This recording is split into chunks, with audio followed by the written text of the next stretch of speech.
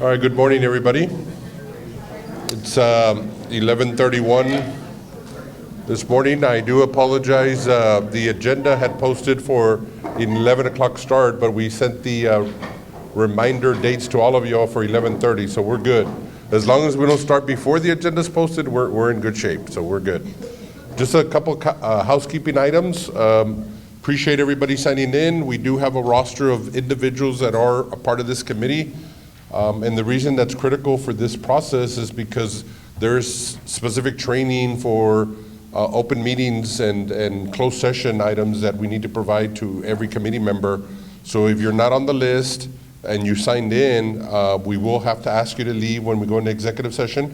But we're gonna have you on the list so that next meeting, we're gonna have the training for you for the next meeting so that you can be a part of the committee as well, okay? So a couple of housekeeping items there.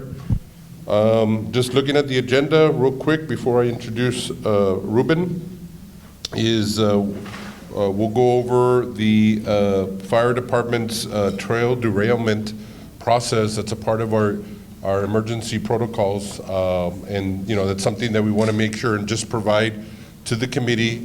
We don't want it just to be about issues that we have on our campuses or audits that have gone wrong. We want to be able to educate you on what our emergency protocols are so that at least you have some information going forward and it's not just a mundane meeting that we have once a quarter, okay? Also, just not to spoil it, but we had some really good news over the last couple of audits. We're on a roll right now. We're on a streak, knock on wood, right? Knock on wood. We haven't had any issues. I think we've had about 6 or 7 audits that have been perfect since our last issue, what we had. And it's really our high schools. And you know what? I can't complain. The high schools are always going to be our most vulnerable situation or sites. The two high schools that have been audited have had some minor issues in one and some issues that we needed to address in the other. So we're still pending the other 2 high schools, and we're expecting them to be perfect, right, Ms. Salazar? They're going to be perfect audits. And we have gotten together with them to be able to make sure that they have everything that they need from a district perspective as well. So again, I appreciate everybody being here today. There's lunch. Please feel free to get as much as you want. Oh, and before I continue, and I know he's going to be upset with me, but want to wish Mr. David Gonzalez a happy birthday. Today is his birthday. So. Even though I said he was going to be 21, he said, no, 30. That's a little bit more my age. So that's Thank you very much. Ruben?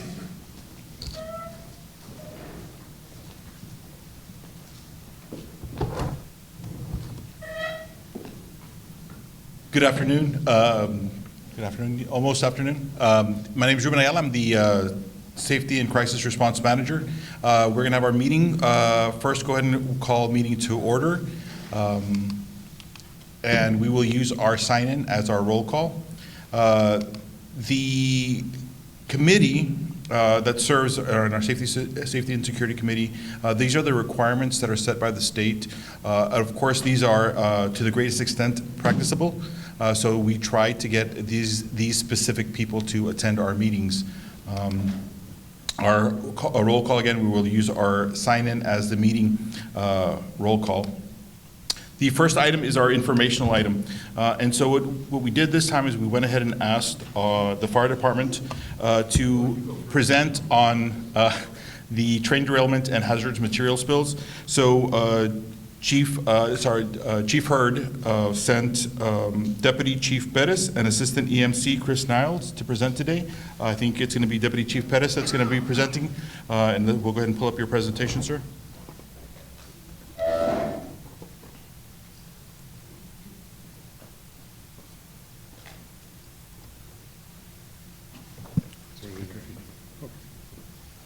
You want the mic? Are you going to stand? I can stand, it doesn't matter. There you go. Good morning, everyone. How are we doing? My name is Christopher Perez, and I'm the Deputy Chief of Fire Suppression for the City of Laredo Fire Department. I've been with the department for about 25 years now, and today we're here to present to you all on train derailment and hazardous materials. They asked me to come out here and do a little presentation just to see if our community is prepared and if we're ready. There's certain things that we look at. I know it's been a hot topic in the news the last few weeks or last month when it comes to some of the train derailments that have happened around our nation, especially in Ohio. As we go through this presentation, just remember it's an all-encompassing presentation about a basic overview of hazardous materials and train derailments that could happen in our community. Number one, we want to look at the train authorities that we have in our community. The two main train authorities that we have are Union Pacific and Kansas City Southern. Kansas City Southern is actually being merged with Canadian Pacific. That should be happening here within the next few months. And when we look at the two different main train authorities that we have, the easiest way to remember is Union Pacific runs north and south, and Kansas City Southern runs east and west in our community. I have a diagram that'll come up here shortly, and it'll kind of give you a good overview of the train tracks and railroads that we have that run through the city of Laredo. So real quick overview, Kansas City Southern has about 15 trains that are coming and going on a daily basis, which is approximately about 100 cars per train. That equals to somewhere around 1,500 to 2,000 cars that cross through our city on a daily basis. Now, each one of those cars will be carrying some hazardous materials. The more common hazardous materials that they do carry is diesel, gasoline, and chlorine, as well as benzene. Those are the major chemicals that each one of these cars will carry. And again, this is going east and west. Now, as we talk about our location currently right now here at the SAC, the Kansas City Southern line is actually very close to this location here. Okay, it runs pretty much, which would be north of us, and then going east and west all the way to Corpus and onto that area. Union Pacific runs north and south, as I mentioned earlier, and it runs about 28 trains a day, which is approximately about 3,000 cars run through our community on a daily basis. Now, these travel again south will be coming with chemicals, which will be chlorine, diesel, and gasoline are the main chemicals that they carry. Traveling north is normally just empty cars and a lot of automobiles. I'm sure you've seen them on the roads out there on 35. You're going to see a lot of either chassis or full automobiles going north. That's back into obviously to the United States. I put here some of the local contacts. I'll have this PowerPoint presentation available to you all as well, so that way you can see some of the different local contacts that we have. I highlighted in red at the bottom is the emergency contact number. If there is ever a train derailment, the nearest railroad crossing will have a number on it, and that's how we can identify the location as well as the information needed to contact these people. If there is a derailment, obviously we're going to call 911, which is we'll be responding within the city limits, and out of the city limits would be the county. The last time we had a major train derailment here in the city of Laredo was back in 2003. We had one right outside of Mirando City. It was carrying 90,000 gallons of benzene, which was three different carloads, each one carrying 30,000, and then it had 5 engines. Each engine will carry about 5,000 gallons of diesel as well. So that was the last time we had a major train derailment with fire involved, was back in 2003. We have had some other minor ones throughout the city of Laredo, but normally the train speeds that are happening within our community in the city is very slow. So the train derailments are not as, I guess, large or as extensive as you would see something like in Ohio that happened just a few weeks ago. That was a major catastrophe that happened in that city. And of course, it'd be very difficult for them to ever recover from it. As we look at the map, the actual hazmat map, I don't know if you can highlight, at the very top of the map, you can see where there's the Union Pacific rail yard is at. That's located over here by mile marker 13.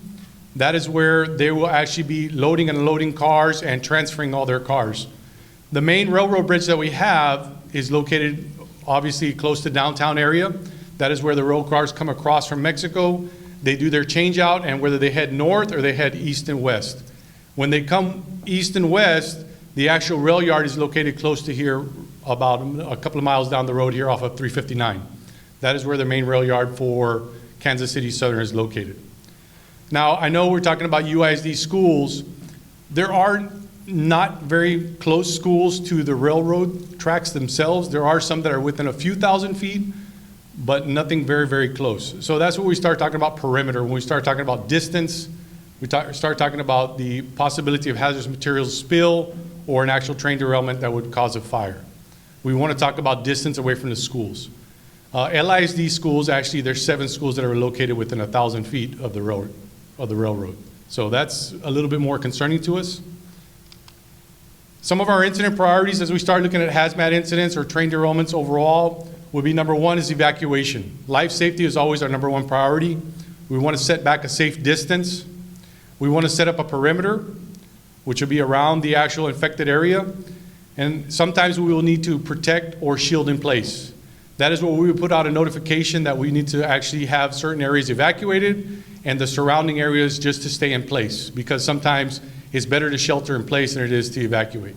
That would be determined based on when we get the information from what chemicals are involved, which lots of times we will be using our ERG, our Emergency Response Guide, which gives us our setbacks and perimeters when it comes to the different chemicals that are involved and the amount of chemicals that are involved. It's very, very important that we all cover that. Now, hazardous materials, it can be a wide range. Most of the ones that I mentioned, whether it be chlorine or gasoline or diesel, we would know the actual setback perimeters right from the get-go. Just to know, it just depends on the number of cars that are involved and how big the fire is, if there is fire involved, or if it's just a spill. If there is a fire involved, number one, we want to look at also potential runoff. I know that was one of the big concerns that happened in Ohio, was the actual runoff of the chemicals and how it actually was absorbed by the ground.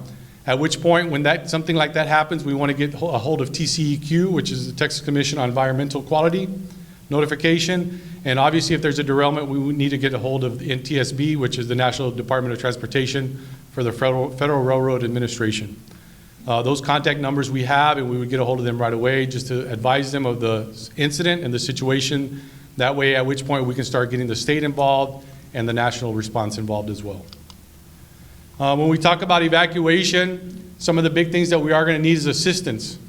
The Laredo Fire Department, we have 15 fire stations, we have 15 engine companies, we have 4 aerial trucks, and we have 12 ambulances. Our resources will be overwhelmed right away if we do have a major, major catastrophe. So like anything else, we would need assistance and resources, and our biggest resource is our law enforcement community. We appreciate them being here for this meeting, but if we ever did need to evacuate a large distance of miles or a lot of people, we would need their assistance right away to help out. Now, the initial incident commanders on scene would be the fire department, and from there we would advise them what we need them to do as far as evacuating certain communities or certain areas or neighborhoods. Anytime we do an evacuation, we need to have a reunification point or relocation point. Most of the times we use our Sames Arena, would be one, or another area entity where we could hold a lot of people and be able to reunify families and people and neighbors so that way they can come back together to say who's safe, who's missing, and all that type of information that we would need from them. When we do our response for any type of hazardous materials or any type of train derailment, number one is setting up our incident command system.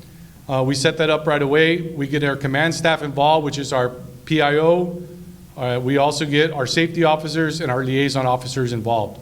So that way we can actually have the logistics and the means to be able to start setting up all these things that we need to. We have our mobile command unit that would be on scene at a safe distance. We would have our level 1 and level 2 staging. That is for our additional resources that need to come in, whether it be our own resources from the fire department or even our other neighboring resources that need to come in. We would stage them at a certain location, and then we call in the necessary resources to handle the incident as it comes through. We would set up our unified command. Unified command would be, the fire department would be incident command, and then we would have several representatives from the school district, from the different agencies that would be involved, that way we could all have to come together and get a good idea of what it is that needs to get done. As we do that, a large train derailment or a major incident would involve the Emergency Operations Center. At that point, we would call in city entities to come to our building, which is our Fire Administration Center, and there is where we would set up our EOC. In a few minutes, I'll have Mr. Niles talk on the EOC and the emergency management part of it.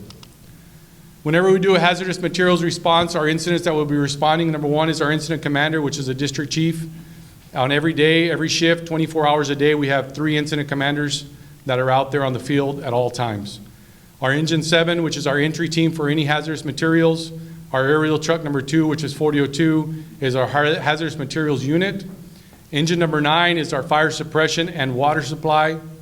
Engine number 10 is our decontamination unit. Anytime we have an actual hazardous material spill, we set up a decontamination unit, decontamination area, or if it's a mass casualty decontamination as well, we have that available. And of course, we have our ambulances. We have 12 ambulances in the city of Laredo, and those help to support our hazardous materials team and any of the people that are affected by the hazardous materials. Some of the trainings that the Laredo Fire Department has completed over the last couple of years directly involving hazardous materials and different types of incidents when it comes to the railroad. So I know a lot of the questions always come, are we prepared? The Laredo Fire Department currently has 209 certified hazardous materials technicians on staff at all times. That is a pretty large number compared to most other cities and most other departments. If you have 10, that's normally a lot. Our city has been gracious enough to train our firefighters to be certified hazardous materials technicians. Since 2005, all firefighters that have been hired, we've been trained to be hazardous materials technicians because we understand the types of commodities that come through the city of Laredo and why it's important to be trained. The Laredo Fire Department also offers training. I know here in the room we have quite a few agencies that are involved, and UISD. We'd be more than happy to go out there and give it awareness training for any hazardous materials at any times that y'all need. We've also done different trainings with TAMIU. They had a mass casualty training last year concerning hazardous materials. Some of our firefighters have gone to HAZWOPER training last year as well.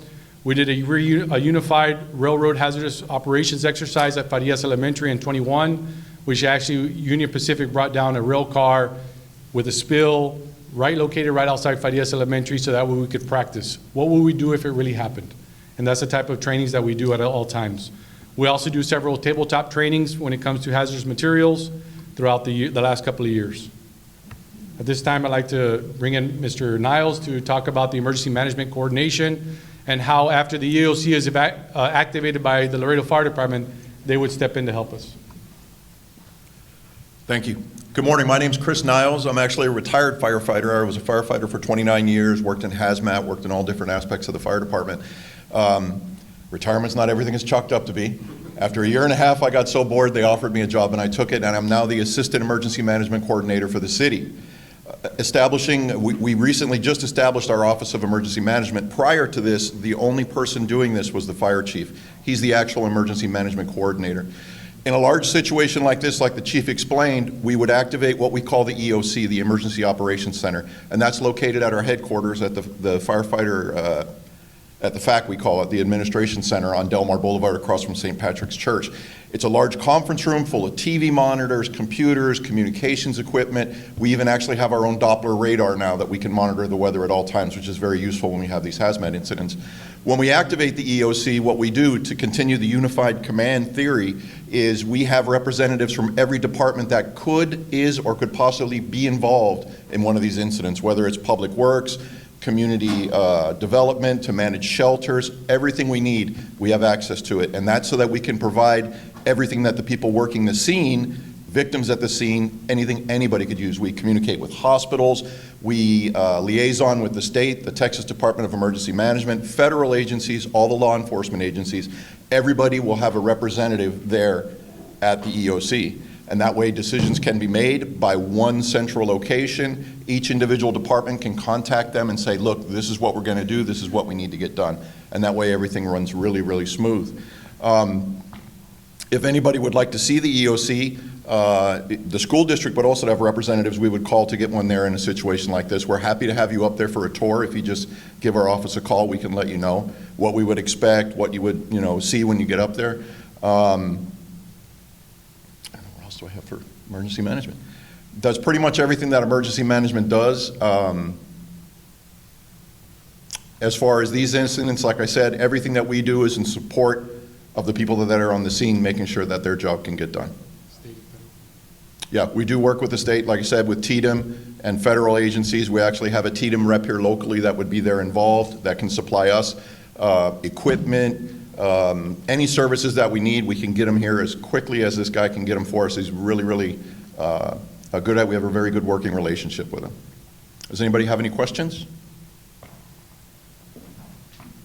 The incident that happened recently at over there on Santa Maria, the department store, Kohl's? Yes, sir. Kohl's. What type of incident was that? Was that a hazardous material issue or? Sorry about it? Yes. So the incident that we had there off of Santa Maria was a recycling center. That one caught fire. It was about 6:40 in the morning when it caught fire. It was a large incident. It's probably one of the largest fires that we had here in the city of Laredo. I know I had several veterans that were there for over 30 years, and they said that was the largest fire that they had seen. The idea that the recycling center had caught fire and it spread so fast just simply because of the materials that were burning. It was not a hazardous materials incident, other than the smoke that's being given off at any fire is considered hazardous materials because of the smoke that's being given off.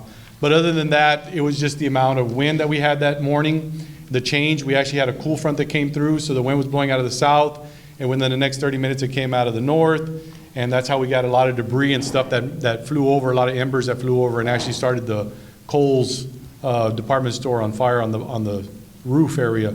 But we were able to contain it. It did take about 24 hours to contain the fire. It was a large fire that we did have. At that moment in time, though, you bring up a good point, because that area of Santa Maria has railroad tracks that run both in front and back of the actual store that caught fire, or the recycling center. And we had representatives there within the first 30 minutes from the Union Pacific. And of course, their priority was getting the trains to move. Our priority was our fire lines that needed to go across those areas because we needed water to contain the fire. And so we worked hand in hand with them. They were able to get some equipment out there that were able to actually tunnel underneath the railroad tracks, and we were able to run our lines underneath them.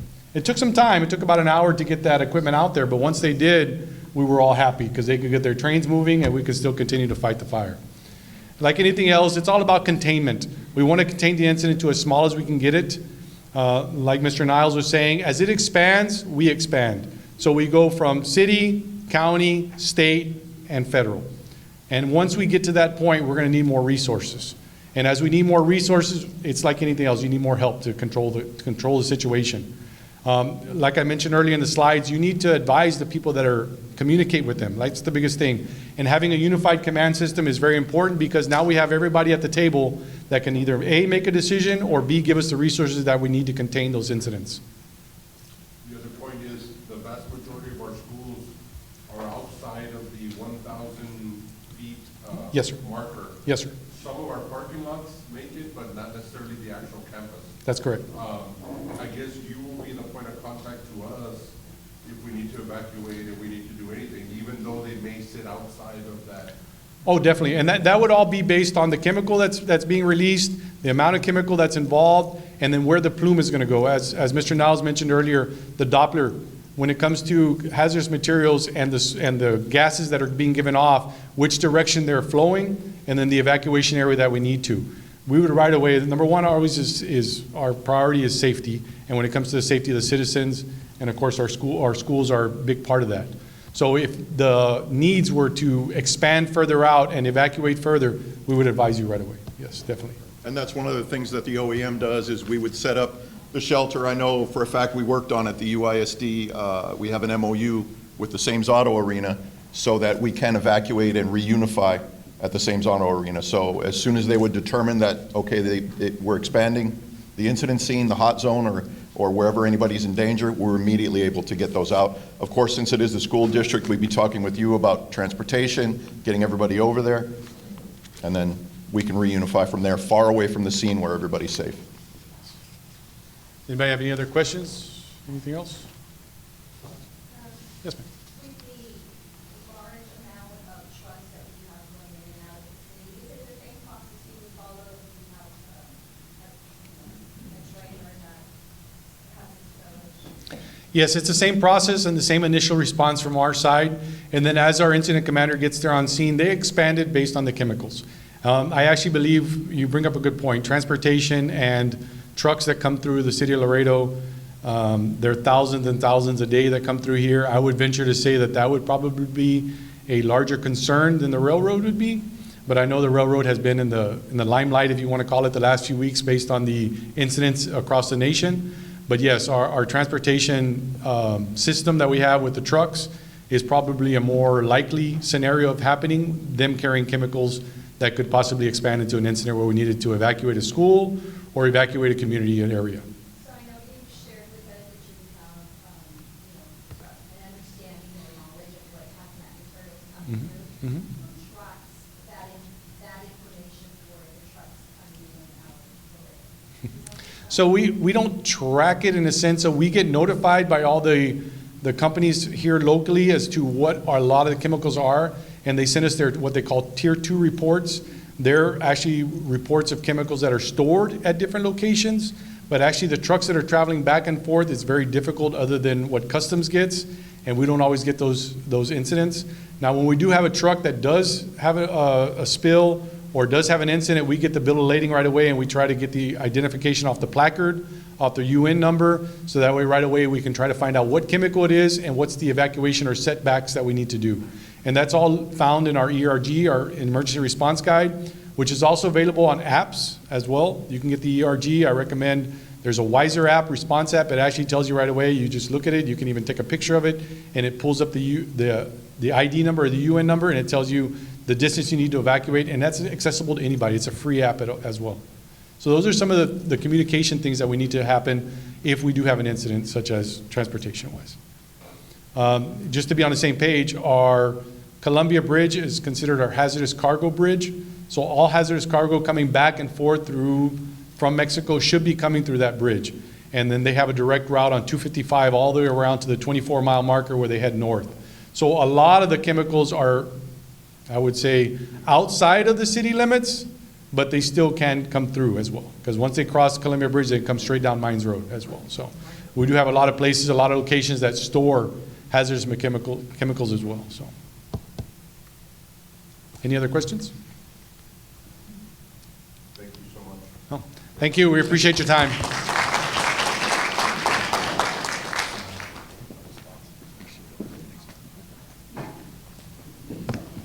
Check. I would want to, again, thank you very much for your presentation. That was very informative, and kind of what we want to start doing for these meetings is bring in a little bit of information to share with the community, who we work with, all of these departments, and so that's shared with you guys as well. And we're just more informed. Again, fire will tell us what to do. So in our plan, we have our evacuation plans, we have our shelter plans, we have all our policies and procedures, so they will notify us, and that's what we will follow, and that's what we will do at our campuses.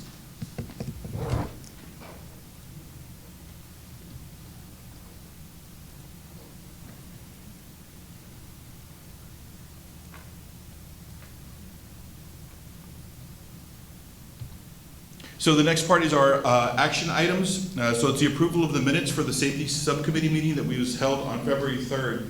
So in our safety committee, it was sent in the packet, the minutes for that meeting where we discussed our corrective actions that were approved by the subcommittee. And so at this time, I'm asking for a motion to approve the minutes. Motion to approve, and we have a second. Mr. Vélez and Mr. Canales. Thank you, sir. Thank you. All those in favor? Any opposed? No. Motion passes. Thank you. For the minutes. So at this time, we'll be moving into closed session. This committee will adjourn into closed session pursuant to the following section of the Texas Open Meetings Act, Texas Government Code 551.076.089, and the Texas Education Code 37.109. And I also ask anybody that has not picked up their lunch, if you'd like to grab a plate right now this time, while we have some of our guests exit, you can do that at this time as well.